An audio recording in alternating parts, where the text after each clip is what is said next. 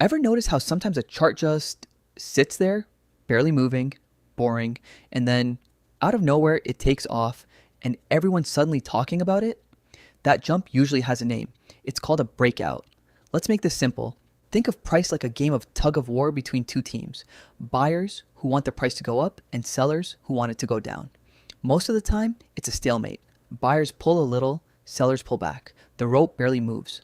On a chart, this looks like the price bouncing between a ceiling and a floor over and over.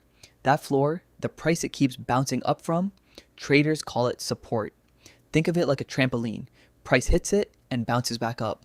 That ceiling, the price it keeps getting rejected from, that's resistance. Think of it like a low doorway. Price keeps hitting its head and falling back down. As long as price stays trapped between that floor and that ceiling, nothing exciting is happening. It's just back and forth, back and forth. But tug of war doesn't last forever. Eventually, one team gets tired or the other team gets a burst of new players. And when one side finally wins, the rope doesn't just move a little, it snaps forward, fast. That snap, when price finally smashes through the ceiling or falls through the floor, that's the breakout. Break above the ceiling? That's a bullish breakout, a sign buyers just won the fight and more upside could follow. Break below the floor? That's a bearish breakout, sellers took control and the price could keep falling. Now, here's why traders get excited about these moments. A breakout often means something changed, new buyers showed up, or sellers gave up, or big money quietly stepped in. Whatever the reason, the calm is over and a new move might be just getting started. But, and this is important, not every breakout is the real deal. Sometimes price fakes you out.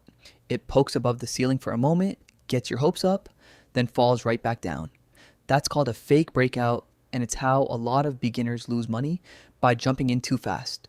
So what do smart traders do differently? They wait for proof. They ask, did the price actually close beyond that level, or did it just poke through for a second? Is there strong momentum behind the move, or does it look weak and shaky? Because a real breakout isn't just a line getting crossed, it's a genuine shift in who's in control, buyers or sellers. Once you can spot that shift, you stop getting faked out by every little wiggle in price and start recognizing the moves that actually matter. Next time, I'll show you how to catch these breakouts early, before the crowd even notices.